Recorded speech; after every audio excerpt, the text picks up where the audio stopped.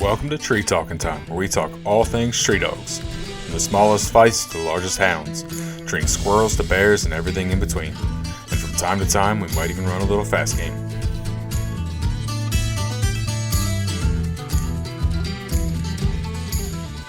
Last lion of the year, I took up a young man that he had never even killed a predator in his life. And he just started hunting 2 years ago so he could teach his 4 children how to hunt. So he ends up with me. A friend of mine brought him along, and we run a lion from, like 10:30 in the morning, and it finally went in a cave at 4:30 in the afternoon. So now we're digging way back and 45, 50 feet back in a cave. Jeez. And it was a cave built out of boulders, and there was a frozen creek in it. They had to crawl in there on your belly, and then it had light inside from the gaps in the crack there in the boulder holes. But where that lion was at, it was up in a back in a back cavern, and he accessed it through a hole about chest diameter. So that's sketchy. He had to get up. Huh? I said that's sketchy. Crawling through a hole like just big enough for you to get your chest through. Yeah, you had to like bend down and get your arms up through, get all the way in. And then he's trying to shoot it. It's back about 15 feet. He finally got it shot. He come out of that hole, and he looks at me and he says, "Wow, that's an adrenaline rush." He stuck his hand out, and it was just trembling. Mine would be too. Yeah, just some of the fun. But yeah, the dogs. I took one of my older dogs that day, and a young dog I had that day. He's got no respect, and he got hung up about the last 300 yards, and I'm assuming that must have been where the cat had laid down for the day. Okay. So the old dog went in and finished out the track. So I just leashed him up and brought him out and waited for the younger one to bolt in there. Here he comes. We got them both leashed up. Otherwise, that young dog would have went right in there. I know he'd have went right in there and he'd have been dead. Yeah. Oh, I bet. Because once you get into a cave, there's nowhere to go. No. And that guy, he's got no fear whatsoever. Well, Perry, why don't you introduce yourself? Well, I'm Perry Elliott with Wyoming Mountain Curs. We started raising these guys about 20 years ago. And in my life, I retired from the railroad after 32 years and hunt and trap pretty much full time anymore. Run dogs on pretty much just cats, bobcats, and lions. Okay. I should get into the dog and coyotes, but I just haven't. I don't know. Haven't took a big interest in it yet. I know we talked yesterday, and then also I was looking at your website. It said you had hounds for 15 years? Yep. What kind of hounds did you run when you got started? We ran mostly walkers, but had some plots. And walker, blue tick cross, blue tick. Yeah, that's about all I tried. You tried a little variety then. Yeah, tried a few of them. Yeah, didn't see a whole lot of difference. I mean, yeah, we put up some cats and stuff with them. Mm-hmm. They did what they were supposed to do. Yeah. What made you want to try a mountain cur or a cur in general? Kind of evolved over time. Just the hard-headedness of a hound dog and his hunting style, hunting for himself. Mm-hmm. Just one too many times waiting for a dog to come back. This was before you had all the training collars. Yeah. So, they made Perry not Perry anymore. So I just kind of went, this ain't the dog's fault. He's bred to do what he's doing. And I'm not figuring them out or whatever. I need to do something different. Mm-hmm. There's got to be something else out there with less problems. Yeah, and I think that's a big reason that people need to do their research when they get into anything, or even any particular breed or a line of dogs, because you can have a lot of variety even within a breed from line to line. So, kind of learning a little bit about the dogs that you're looking to hunt, if you're able to, I mean, can save you a lot of aggravation and a lot of headache. Yeah, you can get a lot of invested in a dog. I mean, the purchase price is usually, not that much expenditure. Most of it Mm-hmm. getting trained up and hunting right. Yep. That's most of your investment. But yeah, that was another thing that after getting a cur dog, they're so easy to train. Off game training is just a couple corrections on a training collar and calling them. Yeah, I've called them from 2-3 miles away with just tone on a hot track. Wow.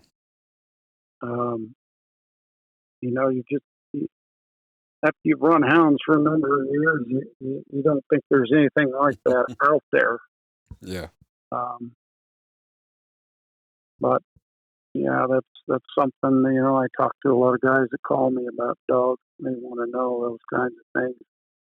Many guys don't even believe that that's true. I've hunted with enough cur dogs that I can believe it. Yeah. I mean, that's one of the reasons I like my dogs is I hunt a lot of patchwoods, and it's real easy to get on a neighboring property around here. And so I needed a dog that I could easily call off of a track. As much as I hate doing it, you get over into the wrong neighbors, you're getting the cops called. So, because a lot of times the wrong neighbor is, housing development with 40 houses. There's a tree line behind it that the coon like to hide in. Yeah, the guys I know back east run them on coons and squirrels. They say all they do is hit the momentary shock. Mm-hmm. If they're getting ready to cross a road, they just bump them real quick and they cease right there. They're done. Yep. Yeah, I mean, like, I don't know, what was it? A couple of years ago, a buddy of mine that I grew up with, we was out trying to get a lion, and the dogs were a mile and a half away. And I told him that morning, I said, my grandson's birthday party this afternoon at 1 o'clock. I don't care what we're doing, we're going to be back for that. So at 9, I got dogs a mile and a half away, and he looked at me and said, what are we going to do now? I said, I'm just telling them they'll come back. Him and I had got hounds together, so he's like, I got to see this. So I told him, and they come back. We get in the truck and load up. He looked at me and he says, if we had them hound dogs, what we'd be doing? We'd have to go get them. Yeah. Yeah, but one of the reasons I switched and stayed switched. Mm-hmm. But yeah, just a totally different animal. And then I think you probably know this. You work with cur dogs. And I take mine on backpacking trips and fishing. Mm-hmm. You can do about anything with them. Friends of mine that got ranches, they run bobcats and lions with them and dog coyotes with them. And then if they wound an elk, they blood track for them too. Yep. That's actually how I found your website. Probably almost 10 years ago was a rancher that has bought some dogs off of you, and they had a link on their website to your website, the Shepherdsons. Yep. Reno. Yep. Yep. Yeah. That was the first time I found your website. Like I said, that was 8-10 years ago. Yep. Yeah, Reno, he's got one now from me, about 3 years old. He moved off of that ranch and owns 300 acres down along the creek, and he's every time I let that dog go, he's down there killing coons. Yeah, he did that.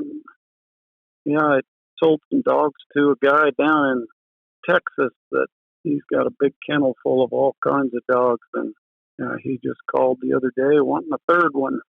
Nice. Said, I got 120 dogs in my kennel, about every kind of breed you would ever imagine to hunt what I want. If you can hunt with a dog, I got a dog for that. Jeez. For that, and yeah, when he called for a third one, I asked him, I said, what you got in mind? He says, well, my wife uses the first one I got from you for dog and coyotes. That's her favorite dog ever. Nice. And the younger one I got, I use him for blood tracking, and I make big money on him, on a good blood tracking dog. And he says, yeah, he's already working those solid. He said, so we need to get another one from you. And he told me, Perry, that's the gamiest, easiest working dog I've ever seen in my life. Mm-hmm. And he said, take it from me, I've raised dogs for 40 years. I haven't found a close second, which to me was a pretty flowery. Yeah. And to have that many dogs in your kennel and want another one from you. Yeah. But, they're a dog. There ain't nothing perfect about any dog. Mm-hmm. But, so, kind of take that stuff with a grain of salt. He must be putting time in with them and working them, get them there. Definitely. Now, when you got your start with mountain curs, where did you go? I went since living out in Wyoming. When I decided I was going to move out of a hound for another trailing dog, I went to Coon Hound magazine and Full Cry. I'd always subscribed to those, and I remembered some articles in there, or little pieces about cur dogs. Mm-hmm. So I started checking around, asking guys, in different parts of Wyoming, and nobody around here really knew anything about a cur dog. They had heard of leopard curs. One guy heard of a Stevens cur. Mm-hmm. So in them two magazines, I came up with the presidents of two organizations that sounded like they might fit me. One of them was the Kimmer stock with Robert Kimmer. Mm-hmm. He was the president of his outfit. And then Carl Smith out of Tennessee, he was the president of his organization. And my thinking was, if these guys don't produce good dogs, I can move along somebody else. Yeah. So I got dogs from both them guys. And I liked them all. I just liked the original Mountain Cur better. They were just a little bit better around family and little kids. And Kimmer dogs are real good hunting dogs. Mm-hmm. Just they were a little edgy. So I went with the original Mountain Cur breed, and I've stuck with that. Okay. You said you got your first dogs from Carl. Have you ever gotten any dogs from anybody else? I have. I've gotten a dog from Alan Franklin. Okay. I've gotten, one or two from Mary and Donnie Clark. Mm-hmm. I still like the Smith bred dog with some other breeding in it. Mm-hmm. And actually, one of the first dogs I got, which a fair amount of my blood comes from, was a Carl Smith bred dog, and on his female side, he had a lot of Kimmer blood in him. Okay. But yeah, lifetime favorite type of dog. Now, what dog was that? I call him old Jake dog. He gets dude, man, he has brains leaking out of him fast. It was only slight weak this was. I wish he had a little stronger nose. Okay. But what he lacked in nose, he made up in intelligence. Mm-hmm. So he could figure things out. Yeah. And then his agility was astounding. He could climb 15-foot cliff walls. Jeez. Just all he needed was like a little inch or 2-inch ledge, just like a cat. Yeah. I'm sure in that rocky country of yours, that comes in handy. Oh, yeah. Yeah. Actually, there's country I have. The hound guys don't do that. They don't typically have that high agility like that. Mm-hmm. So, yeah, I've even run bobcats in some of them. All they are is a mountain built out of boulders. Yeah. Holes everywhere. Mm. Yeah. That's hard to run a bobcat in. Oh, yeah, you would never think you'd catch a bobcat in that. Actually, the first one I turned out on, I sat down at the pickup, watched them on the GPS, and I thought, you ain't going to catch no bobcat up there. They did. Nice. That's impressive. Yeah. Yeah.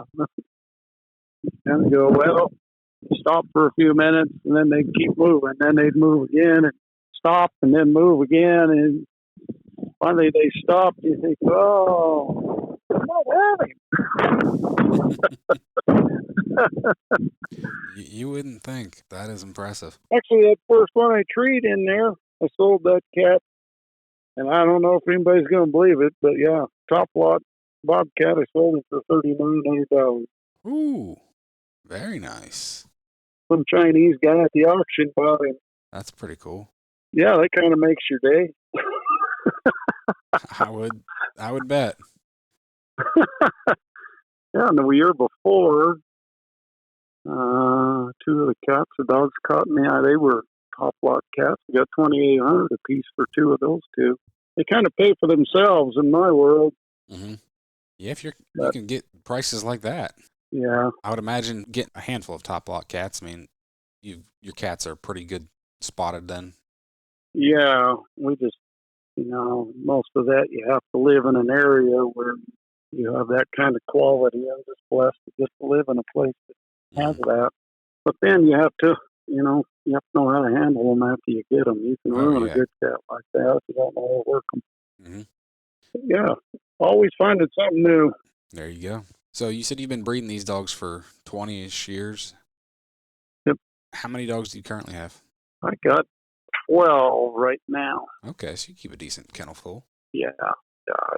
I got a few, but I don't know if I could handle any more, trying to get them to hunt and make sure everything works right. Mm-hmm. Actually, I took on a 13th one here a couple months ago. I had one born that was a blue one. I've never even had seen one. Mm-hmm. A blue brindle. Yeah.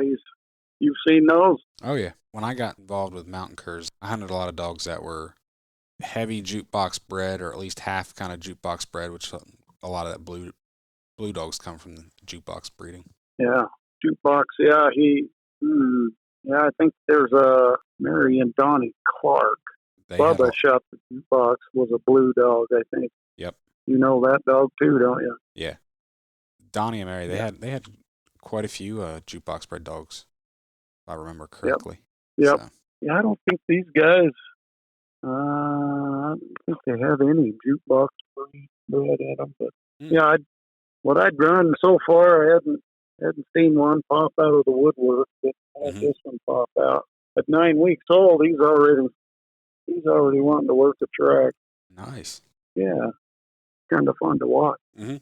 Definitely. Pups like that are fun, especially when you've been breeding them for as long as you have, and you see that culmination of all that work, and at such an early age, things just start kind of falling in place already. And that natural ability coming through. Yeah, well, it really kind of makes you feel good when you get guys reporting. They'll want to a guy in Iowa and his little females tracking and treeing coons, and his description like a 3 or 4 year old adult. Mm-hmm. And you're like, wow, at 4.5 months, that's awfully young. Yeah, it's impressive. Yeah, that's for sure. A couple other guys that even that same winter they ran theirs. They both. Let's see, I had 3 dogs that year. They were treeing mountain lions at 6 months old. Actually, one, he was working as a guide, running lions with these dogs. Called me the next spring. And he said, "Yeah, I run lions. I got 8 lions for clients last year." And I said, "Well, what other dogs did you have?" He said, "Just them 2 pups." You did what? You You took did what? puppies? You took paying clients out with 2 puppies? Yeah. Are you nuts? He said, "Well, they treat every coon they ever run down." He said nothing ever get away from them, and they were starting to run bobcats. So I figured lions was easy. That's pretty confident. Hey, it paid off for him, but I'm with you. I don't think I'd take paying clients with puppies, or at least only puppies. I told him, I said, "You tried something I wouldn't have tried." But he thought I was crazy. He's like, "Yeah, you don't trust your dogs as far as you should." Okay. Yeah, and there was another one, litter mate to one of those that guy had. I sold to a guy in Casey, Wyoming, and he told me he'd never trained a dog before. And he got a hold of me the next spring wanting a second one. And so I asked him how his winter went. And he said, "I had the funnest winter I've ever had in my life." There you go. He said, "That little dog treated me 7 bobcats and 13 lions all by herself. And I never did anything. She just did it all on her own." So he got one of the rare ones. Yeah. Ain't very many of them around. How do your mountain curs hunt by comparison? I mean, obviously, I don't know. Have you ever been east to hunt with anybody, or did you just get dogs and try them? Okay, hey, say that again. How do they hunt what? Sorry. I started out asking one question and kind of switched. Have you ever been east and hunted with mountain curs on the East Coast, like coon and squirrel hunting? On the East Coast? Yeah, like have you ever been, like before you got them or when you started getting them, have you ever come and hunted out here with a lot of the guys out here that you got dogs from? No. Okay. No, I got my first. Let's see. I had that one out of Robert Kemmer. I had him flown to Denver. And then I had a nephew living in Tennessee. That other one I got from Colonel Smith. He flew him back here on an airplane. So I've been back there a bunch since, but I'd never have one hunting with any of them guys. I went to a competition there. Okay. Watched some of that, but no, I haven't. That's just, probably a lot of fun, isn't it? Yeah, it is. I was just curious if you had actually seen dogs and how they worked over here versus how your dogs work out there. Was kind of where I was going with that. I haven't. Well, how do your you might dogs hunt? educate me on that. Well, I'm curious as to how your dogs hunt and just how it's different. If it's different, I mean. All I know, the way a lot of them guys around there using them for squirrels is, and then this is just them telling me, they typically like one that stays a little closer, and then of course the guys I talk to, they want a squirrel dog, especially to tree a squirrel, shoot a tree another one, just all day, keep going, bang, bang, bang. So they're looking for a little higher energy, tighter running, good nose dog that even if a squirrel didn't come out of a tree, they can locate it. Night hunts, those guys they look for something to run a little further. But the guys that in the competition that like to win those combo hunts, I think what I've put together over the years, dogs that can do that, they tend to have a little higher degree of brain in them. A little different to hunt a coon at night versus a squirrel in the daytime. Listening to them and putting together what I needed out here. A lot of what they look for wouldn't work that great here. Yeah. So I look for a dog that he wants to range real wide. I prefer the ones that when you're just out walking, that'll go a mile each side of you. Okay. and then come back and check in. For a cat dog, I lean towards one that's got just a little bit bigger head, seeing where that translates to a little better nose power. Okay. Usually what you get when you get a bigger head, you get a little bigger body too, Mm-hmm. and you do lose some agility. Now, how big do your dogs run typically? I got them to 50 pounds, 48 to 50. Mm-hmm. But I prefer, for myself, I prefer one in the low 40s. Okay. I like them to be a little leggy and longer bodied. Mm-hmm. You know, something set up with a little speed on them, a little bit more agility. Yeah. You like that too? Yeah, I really do. I like a male dog closer to that 50-pound, but I like a female about 40. Yeah. And I agree. I'd rather have some legs and a tight-bodied dog. I like my females more in between 30 and 35. Okay. To get that smaller male, you gotta usually Mm-hmm. have a smaller female. Yep. Out here, what I've watched is when you get a dog built that way, you don't have the feet problems and joint problems. You don't have endurance issues, Mm-hmm. and I think typically you don't have the health issues. I can see A it. smaller dog, I believe they're set up kind of like a human. You get a 6'8" man, his joint and feet. Mm-hmm. Yeah, they're just not going to last as long as some guy that's 5'7", 5'8". They just ain't going to. Yeah. So a bigger dog, they just ain't got the go that a Mm-hmm. smaller dog has. Yeah. I can understand that, and I think that's pretty good logic. I mean, makes a lot of sense when you think about it. Yeah, depends on what part of the country you're in and what kind of terrain you're hunting. Definitely. Yeah, And when especially you're if those smaller dogs can navigate through that rocky country you have, it makes perfect sense why that would be what you prefer. oh yeah, yeah. I have a 50-pound dog and love him to death. He's got a killer nose on him. Runs a good solid 2-day-old track. Wow. But if it's a 6-7 hour run, especially in really rocky country, just the way he grabs rock with his feet, he'll wear all of his nails down to the quick.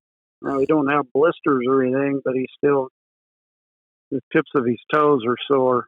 Yeah. Yeah, and I got a brother to him that's 43 pounds. He goes all day, and he's older than the bigger one. Okay. So you've even seen it firsthand, like very clearly. Oh, yeah. There's a lot of, and then the agility. Sometimes agility can just be the desire of the dog to want to get through everything. Mm-hmm. But you still have to have that physical ability to do it. So, yeah, running bobcats, it's most all that. It's all cliff country around here. Mm-hmm. They got to be able to maneuver all that stuff. Yeah. Now, Well, bobcat race, you can't help them. If you're catching up to them, you ain't ever going to catch it. yeah. Now, you just mentioned that your dog can run a 2-day-old lion track. And I understand Yep. a lot of that plays on conditions and everything. Absolutely. But you ran hounds, so how does the nose for your mountain curs compare to the hounds that you've hunted with? Well, just like a cur dog, a hound, just depending on his breeding. But, just go with averages. The average Mm-hmm. pound dog and the average cur dog, yeah, I can meet all those averages. Okay. I've run onto something very interesting here recently. I sold a pup to a guy in Wisconsin that's training a female for search and rescue work. Okay. So he's been emailing me training. Mm-hmm. So at 7 months, this dog's first time of tracking a human in town. Of course, you've got pavement and lawns, and so he takes a cloth, wipes a gal's face, sends the gal out with his son, who the dog is familiar with. They get in a fork on a sidewalk. The kid goes one way. The gal that the dog's supposed to find goes the other way. Mm-hmm. And he said, yeah, the dog went the kid way for like 10 yards and then came back and continued on where the gal went.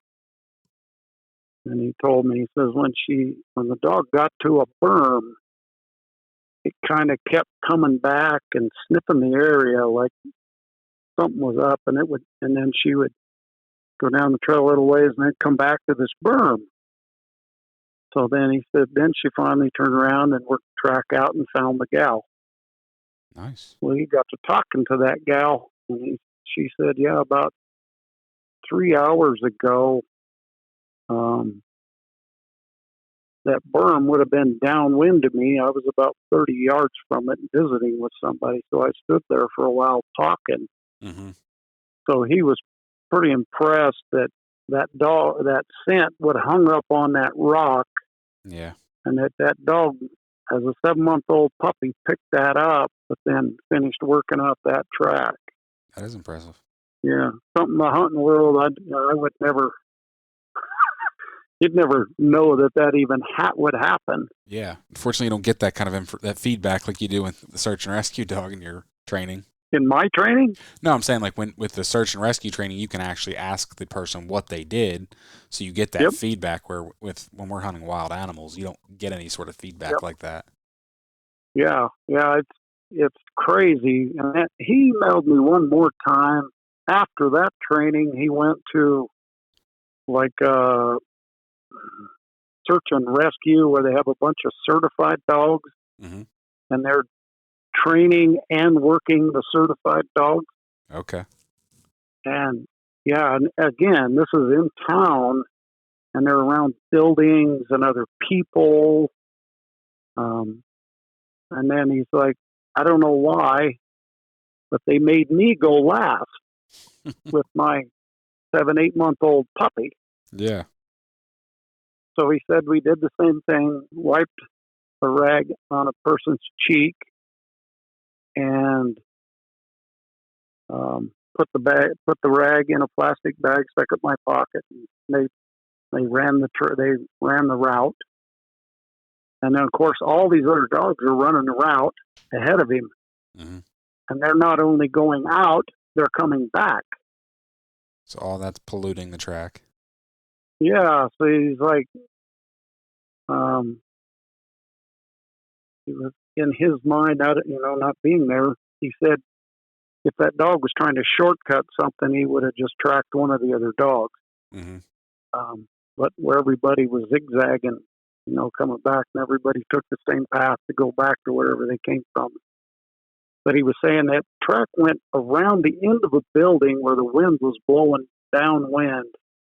So he said the dog's working that, and it went off trail downwind, and then they hooked back. So, he's like, I'll let the dog make mistakes. Got to figure all this out herself. Mm-hmm. So he didn't help her. She went down and come back around the building, and went out in a forest chunk, and found the search person. But very nice. Yeah, just stuff that the hunting community we just don't do. Mm-hmm. So yeah, it's been really interesting. But yeah, he's like all the dog gurus that's trained shepherds and all different breeds for that kind of work. They're going, yeah, this little dog is way advanced already. That's impressive. Yeah, like so I'm excited to see how that finishes out. Definitely. You've never heard of anything like that? No. That is something that I have never really delved into, is the search and rescue world, and so I don't know hardly anything about it. And what little bit you hear as I heard as a little kid, is bloodhounds that track 4-day-old tracks and find some kid that's lost or something. But other than a news story like that. Yeah, when he called me, Ben, it was I don't know, just a couple months before that, we had an autistic young man that wandered away from home. He wandered up our mountain, and when he took off, like 4 hours later, a blizzard came in, Oof. and then the temperature dropped from like 30 degrees to 15 below that night. So I have a nephew that's a fireman. A couple days later, he called me up to come and help. And so I went out there with him. Mm-hmm. And so we did our search for that day. And then it snowed that night, which all sign was gone. But I couldn't help but think, man, if I could bring 3 of my dogs out here, I think we could find that kid. Yeah. Very So possible. then that guy, Very possible. I mean, these mountain curs are smart enough to figure stuff out that if you show them or, give them a scent to work, I mean, I wouldn't put it past them. A dog that's never, they know how to use their nose. They know how to track. And if you give it to them and point them in the right direction, it wouldn't surprise me if they found them. oh, yeah. Yeah, in the process, that was something he asked me. He said, you run cats, so I'm assuming you run bobcats and lions. And I said, yeah. He said, if you cut out on a bobcat and you cross a lion track, do they ever switch? I said, in the 20 years I've been running these, I've never had one switch. They stay on what they took off on. Mm-hmm. And he said, yeah, that's what I need. He had actually, before he called me, he owned a 12-year-old cur that he was impressed with. And that's what kind of put the bug in his ear, because he ran that one through some cadaver training. Okay. He's like, I'm not going to pour a bunch of training into a 12-year-old dog. Mm-hmm.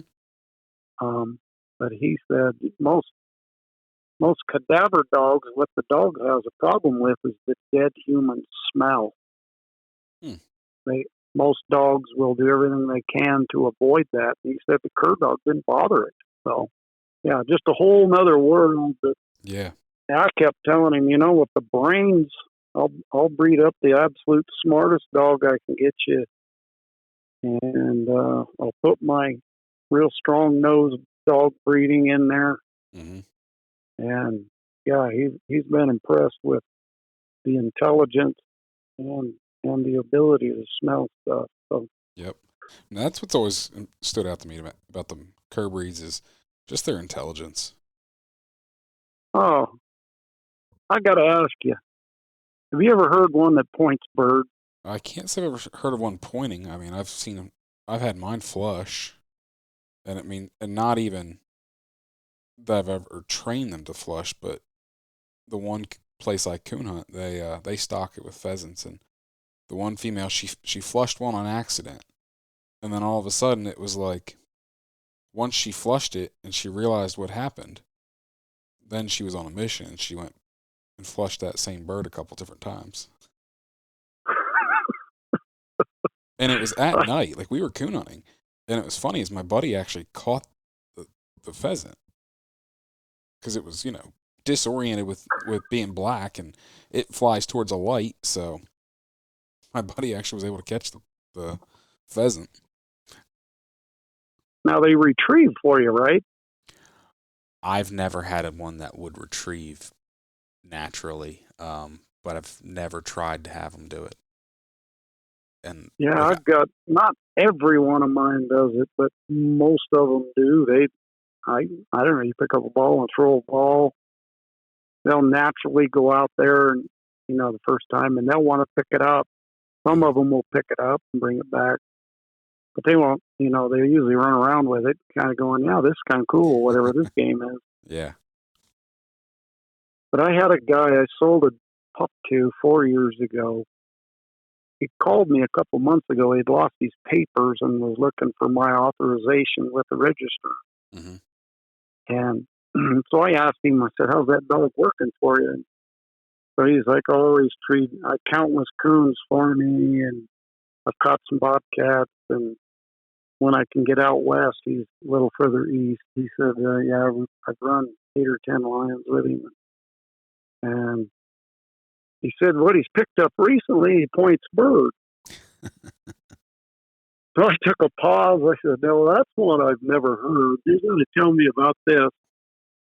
He said, he always kind of fetched. He always fetched, and he would flush birds for me.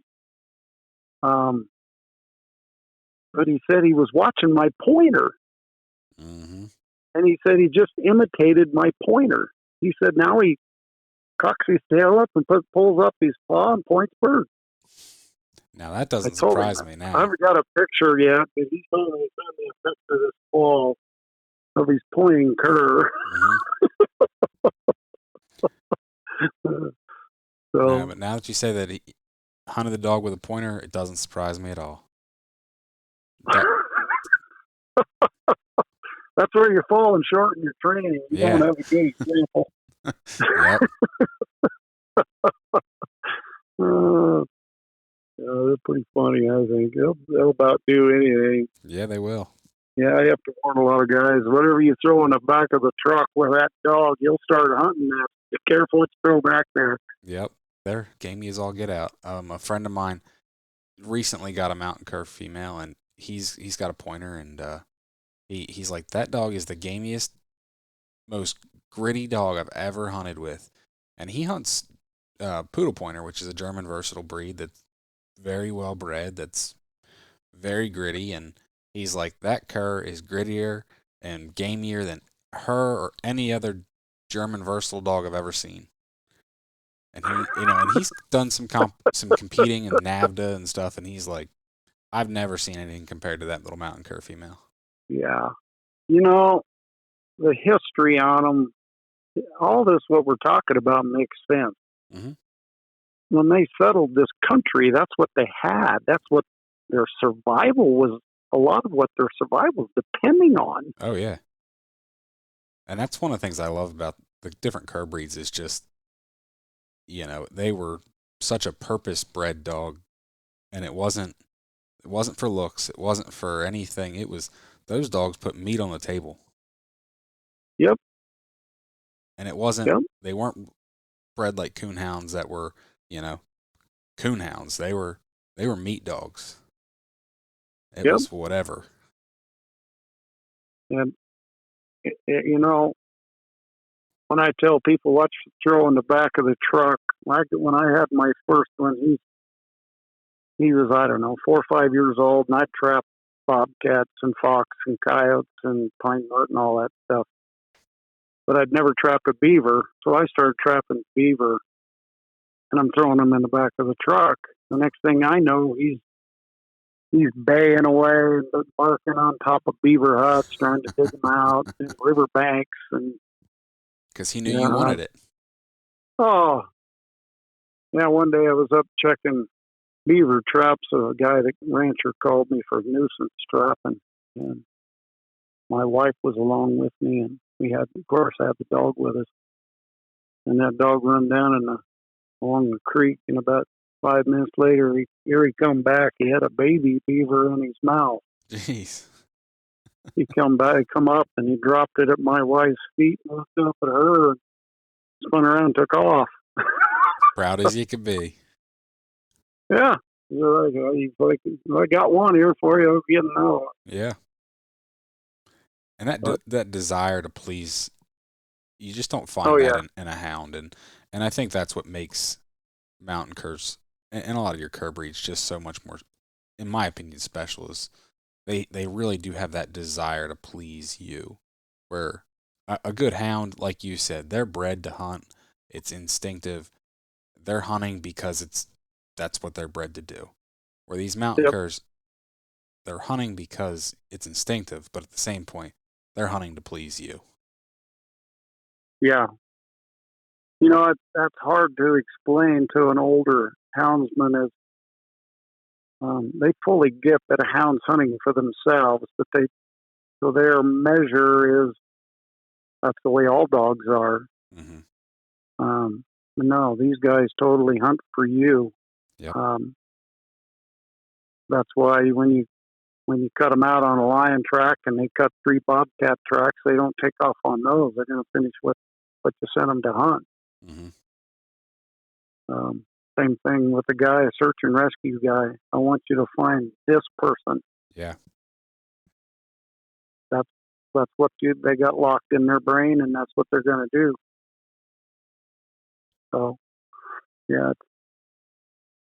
that's the brain stuff. That search and rescue guy. He said, I lived in this house 17 years, and I have had several breeds in here.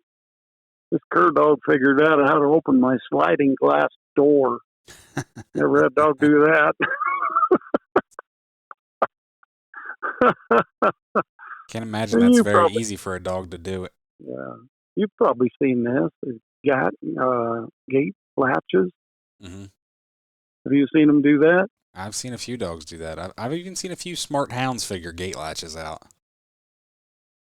Have you watched flip a gate latch when they're watching you? Mm-hmm. And then they'll follow right behind you and lift it. Yeah. Every one of my gates has a chain around it. Well, I hang a carabiner in mine usually. Mm-hmm.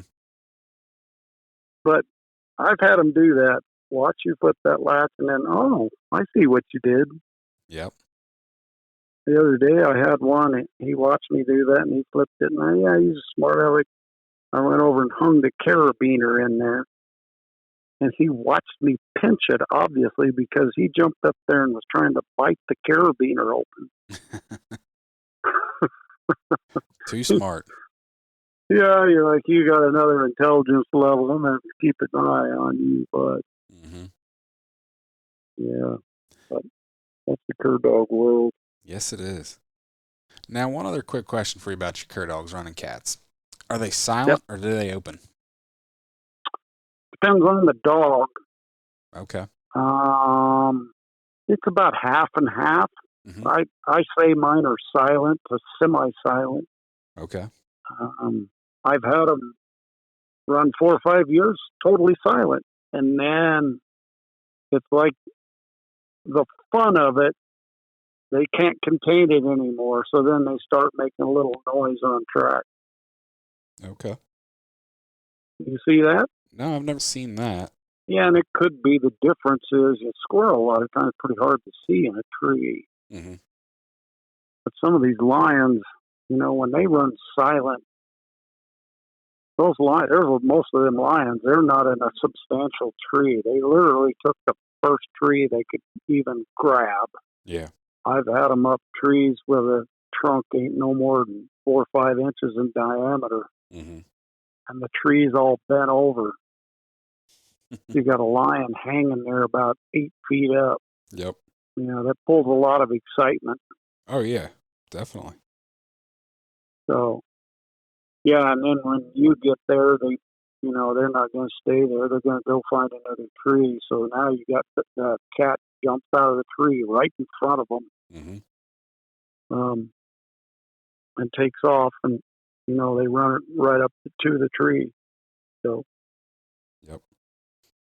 No, the reason I asked is, I know when I talked to Daryl Fry, he said his dog's open, and I've talked to some Stevens guys, and a lot of their dogs open. So, but then at the same point, most of the mountain curs I've hunted with out here are silent, or at least semi-silent. So that's why I was curious as to what they were like on running cats.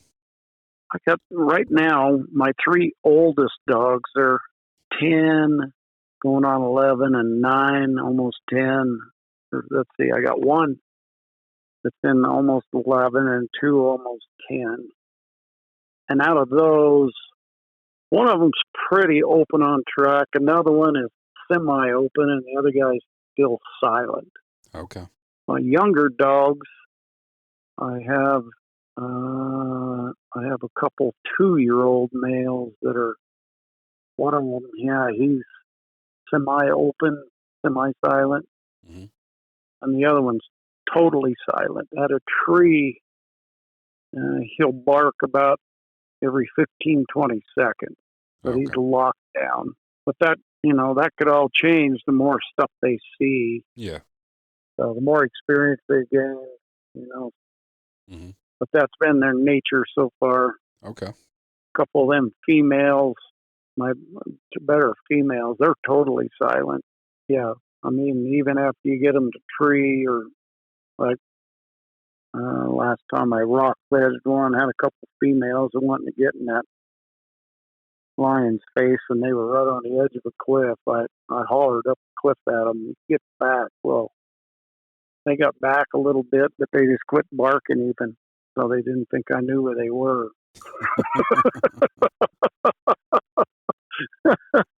Trying to be I could sneaky. see them up there, they went back. You guys get back farther. But yeah, you just don't. I didn't want to get them hurt.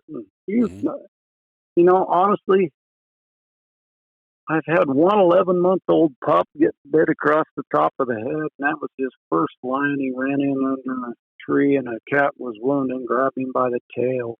Ooh. Cat spun around, bit him across the top of the head. He was fine, walked away. I don't know, a month or so later, he started having grand mal seizures. Yeah. Pretty much killed him. But that's the only injury all these years running lions I've ever had with a dog. They just get by that first one they learn. Yeah. Well, that's a pretty good track record then. Yeah. When you're dealing with something that's gritty, but he's got a brain too. Yeah. He knows, doesn't get. You don't want to get stupid about this. Be smart about it. Mm-hmm. Definitely. You've never run a lion, I take it. Nope. I've never been out west. Furthest west I've been is Michigan. Ah. I've run bears. And you're missing out, Dan, I'll just tell you. Oh, I plan on getting out there. Don't worry. Just right now, life's a little busy with 2 little kids. It makes a 2-week trip out west a little hard. Oh yeah. Once they get a little older.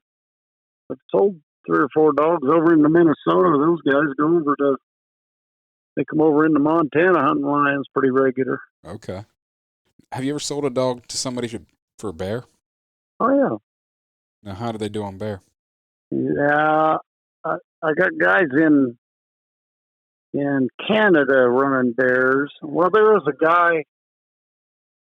It's hard to stay in contact with everybody. There's a couple guys in Montana that run bears with them. How they do, I don't know. They on a bear goes up the tree. They lock down on them just like they would a lion or a squirrel or whatever. Yeah, since it's not legal in Wyoming, and then Martin and fox trap over just under Yellowstone Park, all that country over there. Mm-hmm. So I take them along, and their job there is to protect me. I'm in and out of my truck 40, 50 times a day. Okay. So, and I don't pack a gun for grizzlies. When you're trapping, I just don't want to carry all that stuff. So the dogs there kind of watch my rear end from grizzlies. Mm-hmm. Yeah, been doing that for 20 years and never had a grizzly problem. There you go. Yeah. One thing I saw on your website that I really wanted to ask you about, and actually before I'd seen it on your website, I saw it shared a few different places on Facebook, is your pup giveaway. I really thought I liked your approach on that, and I'd like to learn a little bit more about that, maybe some of the successes of it. Is this the first time you've done it, or have you been doing this for years? Or no, this was the first time we did that. I started trapping when I was 10 and did it by myself. So after I got a cur dog, I couldn't help but reflect back a little bit on that. It sure would have been nice to have a cur dog to go with you and do that. So my wife and I had been talking about some way that we could get a young kid that is interested in that same stuff, one of these dogs. So I actually, a couple months after that, the vice president of the Wyoming Trappers Association, he called me as a kennel guy and was looking to organize essentially houndsmen and other hunting groups to come to their convention and try to unify us hunting groups. Yeah. So in the process of that, I told him, I said, actually, I've been looking for an avenue, a good place to give away a pup to a young kid. And he jumped all over that. He thought that was a great idea. So, yeah, this was our first year. So we had several entrants and an essay, write an essay about hunting experience and what you do out there. So, yeah, we took pup to a little younger 13-year-old girl that very avid hunter and trapper. And so, yeah, I had a lot of fun giving away a pup to somebody like that. Mm-hmm. Now, like I said, I saw that, I don't know, a month or so ago, shared somewhere. It got shared into a houndsman group or something, and I saw that. I was like, that's a pretty cool idea, And I liked the essay, like, so it wasn't like you're just giving some random kid. No, they've got to put a little bit of effort and actually say, this is what I do, and this is how I enjoy the outdoors and how I'm involved. Yeah. Both my wife and I really enjoyed that. Yeah, giving that pup away and have the little young lady walk up there, and she's red in the face with tears welling up her eyes and very thankful. And yeah, just knowing a little bit about her. Met her at the convention, and was there for those 2 days. Couldn't tell her that she won. That's awesome. Yeah. So, yeah, we plan on doing that again. Very cool. Yeah. Oh, yeah. No, like I said, I really liked the idea, and I think I'd like to do it eventually when I maybe raise another litter, is do something like that. Yeah. My approach on that was just like my kennel. I'm not into promoting myself. I love this breed. I love what they've done in my life and how great a dog they are. I'm more of a breed promoter. I think there's a mindset change. You're all in it for yourself. Yeah, that's not me. So giving something back, yeah, I think that kind of flows from, the enjoyment. Boy, wish somebody else could enjoy one of these as much as I do. So a young kid, yeah, you kind of change their life a little bit. Oh, definitely. I've sold these to older guys, and they get back to you and they're going, "This don't change my life." That's kind of humbling. Hopefully, this girl that got the pup from you, and maybe kids in the future, it kind of sets the hook and sets them on a trajectory to stay in the outdoors and stay hunting and keep up with it, whether that's running dogs or just trapping and hunting other big game. Oh, yeah. We need all the allies we can get out there. That's something. I think it's like anything. If you put out good stuff, people will refer you to where you can't keep up with whatever it is. So if you put out a good dog, and you won't have to worry about selling dogs. Yeah, so, definitely. They'll be knocking your door down for them. For me, I get guys ask me why I guarantee them 100%, and I tell them, if I sell you a pup and for some reason he don't work for you or work as good as what you're expecting, I guarantee that.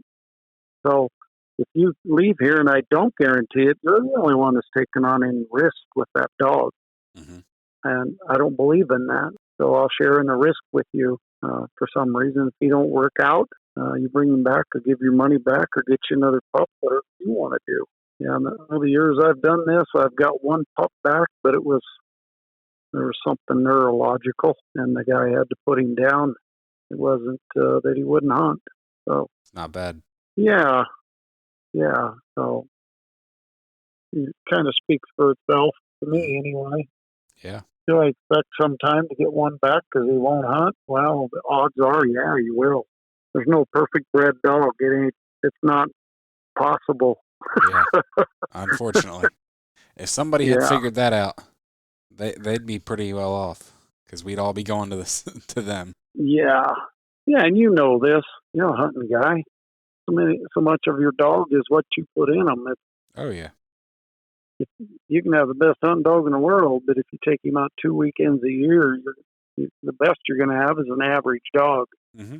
Definitely. But I know this as a statistic, as a breeder. Statistics tell me 1 out of 100 guys will properly train that dog. Mm-hmm. So unless you're building something that's extremely gamey and picks up stuff real quick, your success rate's not going to be very good. Which obviously, that means you're putting some very intelligent, gamey dogs out there that can naturally do it. Yeah. Well, that's my hope with most every breeder, that, you know, take it serious. And I think most of them do. The guys I know that do it, they take a lot of pride in what they're doing. Mm-hmm. They actually have a good love for the animal. Yeah. Well, we're coming up on an hour, so why don't you give me a good story to close us out? Probably the best cur dog that I had, it was just pure hunting. That guy, I called him Dash. I took him out at 6 months old. I caught 2 feral cats and took him out. He had never seen anything. I threw one out on the ground and let him bark at it a few times, put him back in the truck, out of sight, so he couldn't see what I was doing. I let that cat go, and I only let like a minute pass. I'm going, he's just a young dog. So I threw him out. He ran like 300 yards, tracked it down, ran it up the tree. And had my nephew with me. He said, wow, that was pretty impressive for a first one. I said, yeah, we got a second one. We'll let him go. Let him go for 15, 20 minutes, give him a good run. Mm-hmm. So he let that one go, and he ran that one a little over a mile and treated. I was pretty impressed with my little dog there. Yeah. And I didn't do nothing with him. And about 11 months old, I was checking bobcat traps. And I was out with my son and my wife, and my son's girlfriend, and my boy and I. We topped up over this hill going down the other side, and that dog went off the GPS. And I said, well, either he'll flow over, or when we come back, we'll pick him back up. He was over there, I don't know, maybe half mile. Okay. When we come back across, it said he was treed. Well, I know there was a coyote, government coyote trapper out there. I figured the dog had got in one of these snares, but I had taught the dog about snares, so I wasn't worried about him. But so I toned him a couple times, and he didn't move. We're working our way that way, and my son, all at once, he says, I can hear him barking, Dad. So he took off running. He was all excited as he took off. I'm walking. I don't know. I go 200-300 more yards. There's a lion track. So we get there. Yeah, he had a 140-pound lion in a tree. Nice. So, yeah. But, over the next 3 weeks, he treed 3 more. Dang. So his training was one afternoon with 2 feral cats, and that's all it took. Yeah. That's pretty impressive. It's just that natural instinct just kicks in. Yeah. So, but, yep, good dogs. Yep, definitely. You don't get many of those that are self-starters like that, totally, but you get one every now and then. Yep. Well, Perry, I really appreciate you taking the time to sit down and talk to me tonight. I've enjoyed this. Enjoyed learning about your dogs. You bet. It's always fun talking about them. Definitely. All right, well, have a good night. You can find me on Facebook and Instagram at Tree Talking Media. And until next time, keep them talking in the timber.